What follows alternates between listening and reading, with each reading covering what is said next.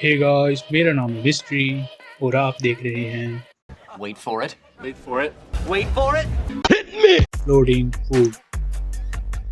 So Deadpool and Wolverine के लिए release किए गए एक और न्यू स्मॉल टीवी स्पोर्ट से रिवील हुआ एक मिस्टीरियस कैरेक्टर का नाम। एंड मार्वल के लिए नया मल्टीवर्सल विलन आने वाला है जो है सिम्बियट गॉड नल। इसी के साथ कई और न्यूज़ पे हम ब्रीफली बात करने वाले हैं, तो एंड तक ज़रूर बने रहना। एंड वेट, सब्सक्राइब कर दो यार, क्योंकि इसी से इस चैनल की ग्रोथ बढ़ेगी और मैं लाता रहूँगा ऐसी इंटरेस्टिंग और न्यू अपडेट्स। तो पहले बात कर लेते हैं डेडपूल एंड वुल्वरीन के बारे में, जिसकी हाइप अब अपने चरम पर है। सो रायन रेनॉल्ड्स ने एक और टीवी स्पोर्ट से इस मूवी को एक गूफी वे में प्रमोट किया, जिसमें हमें एक न्यू सीन देखने को मिला जहां हम वॉइड में पड़े जायंट एंटमैन के सूट को देखते हैं, जिससे यहाँ आसपास की सभी चीजें टॉयज की तरह लग रही हैं। तो इस सीन में हम एक स्मॉल सर्कुलर व्हीकल को आगे जाते हुए देखते हैं। एंड जिन्होंने इस मूवी की लीक्ड इमेजेस देखी होंगी उन्हें पता ही होगा कि ये फैंटास्टिक फोर की गाड़ी है और इसे टोर चला रहा है। हम ये भी देखते हैं कि ये गाड़ी दो केजेस को ट्रांसपोर्ट करके ले जा रही है जिनमें डेडपूल एंड वुल्वरीन फंसे हैं, जहां इन दोनों के सूट्स के कलर्स के अलावा कुछ ज्यादा क्लियर तो नहीं दिखता। र्यूमर्स ये भी है कि मूवी में दिखाए जाने वाले डेडपूल और वुल्वरीन के सभी variants main Deadpool and Wolverine को मिला के एक टीम बनाएंगे टू गो अगेंस्ट कैसेंड्रा नोवा, क्योंकि कैसेंड्रा उन्हीं में से किसी एक को अपने इवल म्यूटेंट्स की मदद से कैप्चर कर लेगी। इसके अलावा ऐसे रूमर्स भी हैं कि एक फाइट सीक्वेंस के दौरान वहां पर जेनिफर गार्नर की इलेक्ट्रा भी मौजूद रहेगी। सो मे भी शायद यही हो जिसे कैसेंड्रा ने कैप्चर किया होगा। आगे बात करें तो स्पाइडरमैन 4 से ये रूमर्स आ रहे हैं कि इसे डायरेक्ट करने की रेस में और दो नाम जुड़ गए हैं।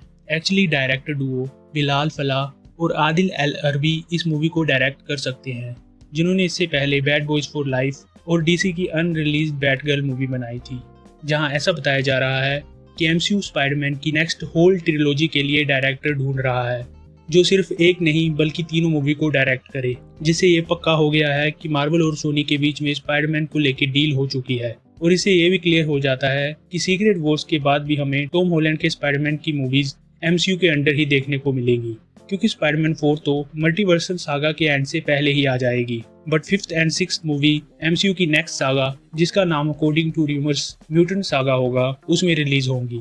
जहां इतना ही नहीं, ये रूमर्स भी हैं कि मेरिसा टोमे, जिन्होंने एमसीयू में आंट मे का रोल प्ले किया है, वो स्पाइडरमैन 4 में दोबारा रिटर्न करने वाली है।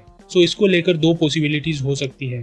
पहली तो ये कि ये आंट मे कोई वेरिएंट होगी जो अनदर यूनिवर्स से आएगी, या फिर सेकंड पॉसिबिलिटी ये है कि शायद मरिसा टोमे एक फ्लैशबैक सीन में नजर आ सकती है, जहां टॉम हॉलैंड के पीटर पार्कर को उनसे कुछ एडवाइस मिलेगी, just like Toby and uncle Ben. Moving on to next one, तो एक ट्रस्टेड इनसाइडर ने ये भी रिवील किया कि मार्वल एक और कैरेक्टर पे सीरीज बनाने जा रहा है। तो रिपोर्ट ये है कि माय लव टेलर स्विफ्ट ने रिसेंटली केविन चाचा से मीटिंग की है about a role in MCU. Rumours हैं कि मार्वल फैंटम ब्लोंड नाम से एक सीरीज बनाने जा रहा है, जिसकी स्टोरी 1950s के लास वेगस में सेट होगी। सो कॉमिक्स में भी ये कैरेक्टर मौजूद है, जिसका रियल नाम लुइस ग्रैंट होता है। वो स्ट्रेटेजिक सर्विस ऑफिस में सेक्रेटरी का काम करती है और उसे अपने बॉस मार्क मेसन से प्यार हो जाता है, जो कि एक प्राइवेट इन्वेस्टिगेटर का काम करता है। तो लुइस रात को अपना अपीयरेंस चेंज करके मार्क मेसन की हेल्प करती है क्राइम फाइट्स और केस सोल्व करने में।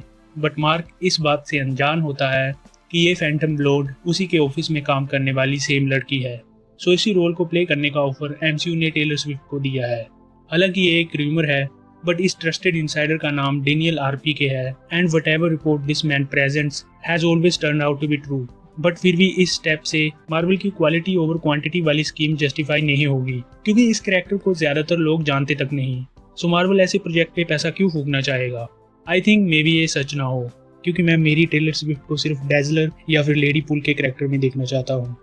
इसके साथ ही मार्वल ने अपनी upcoming live action X Men movie के लिए राइटर को फाइनलाइज कर लिया है, जिनका नाम है माइकल लेस्ली। ये असैसिन क्रीड और Hunger Games The Ballad of Songbirds and Snakes जैसी मूवीज को राइट कर चुके हैं, जहां फैंस बो डेमेयो को एज राइटर लेने की डिमांड कर रहे थे, जिन्होंने एक्समैन 97 को लिखा है, जो कि एकदम आउटस्टैंडिंग था।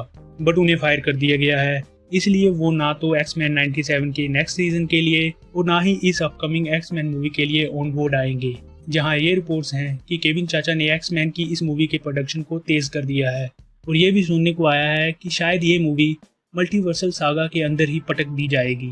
सो अगर ऐसा होता है तो शायद ये एक्समैन भी फैंटास्टिक 4 की तरह डिफरेंट यूनिवर्स से होंगे। बट अगर ये मूवी सीक्रेट वॉर्स के बाद आती है तो ये टीम मेन 616 यूनिवर्स की ही होगी। सो आगे बात करें तो मार्वल की न्यू एवेंजर्स मूवी से भी एक रिपोर्ट आई है। आपको याद ही होगा कि कमाला खान ने निक फ्यूरी की तरह केट बिशप को एक टीम के लिए रिक्रूट किया था, और ऐसा सुनने में आ रहा है कि मार्वल नेक्स्ट ईयर से अपनी इस यंग एवेंजर्स की मूवी की फिल्मिंग स्टार्ट करने वाला है। इस टीम को लीड भी कमाला और केट बिशप मिलके ही करेंगी, क्योंकि इन दोनों का काम ही होगा बाकी एवेंजर्स को रिक्रूट करना। पता नहीं एमसीयू अब सभी कैरेक्टर्स पे फोकस करने की जगह सिर्फ फीमेल सुपर हीरोज पे इतना ध्यान क्यों दे रहा है।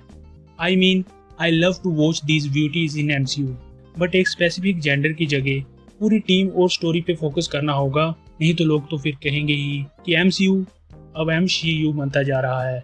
वेल, गौर करने की बात यह है कि ये एक र्यूमर ही है, तो शायद हमें फ्यूचर में कुछ डिफरेंट दिखने को मिले, जहां कॉमिक्स में नथानियल रिचर्ड्स इस पूरी टीम को फॉर्म करता है, क्योंकि तब उसे अपना फ्यूचर चेंज करना होता है। नथानियल रिचर्ड्स कॉमिक्स में तो एक विलन बनता है, बट यहाँ शायद ऐसा ना हो, और ये एक इम्पोर्टेंट कैरेक्टर हो सकता है जो हमें इन रिंग्स के ओरिजिन को एक्सप्लेन करने और मल्टीवर्सल कॉन्फ्लिक्ट में टीम को यूनाइट करने का काम करेगा।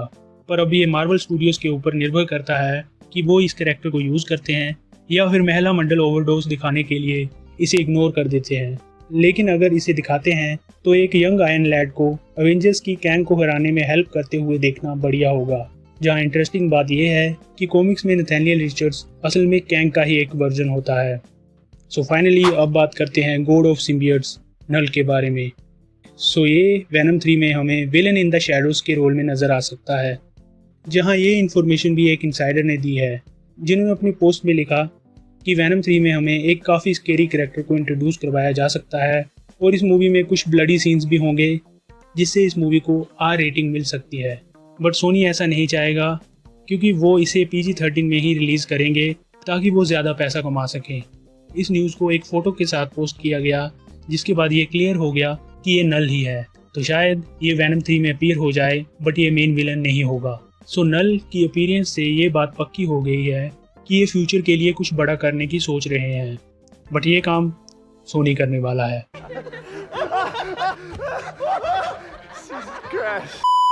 आई मीन सीरियसली, हम इनके बिग प्लान्स को ऑलरेडी देख चुके हैं।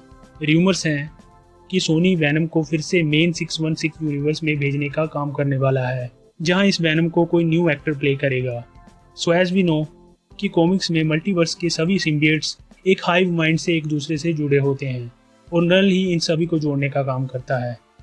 तो यहाँ भी लाइव एक्शन में नल ही वैनम वर्स और स्पाइडर वर्स को आपस में यूनाइट करेगा। And that's it. उम्मीद है कि आपको मेरी ये बकर पसंद आई होगी, तो प्लीज़ इसे लाइक ज़रूर कर देना और अपने दोस्तों के साथ शेयर भी ज़रूर कर देना। और मैं ऐसे ही मूवी अपडेट्स और सुपर हीरो न्यूज़ पे अपने चैनल पर वीडियोस डालता रहता हूँ, तो make sure to subscribe my channel and be a part of this journey. Until next time.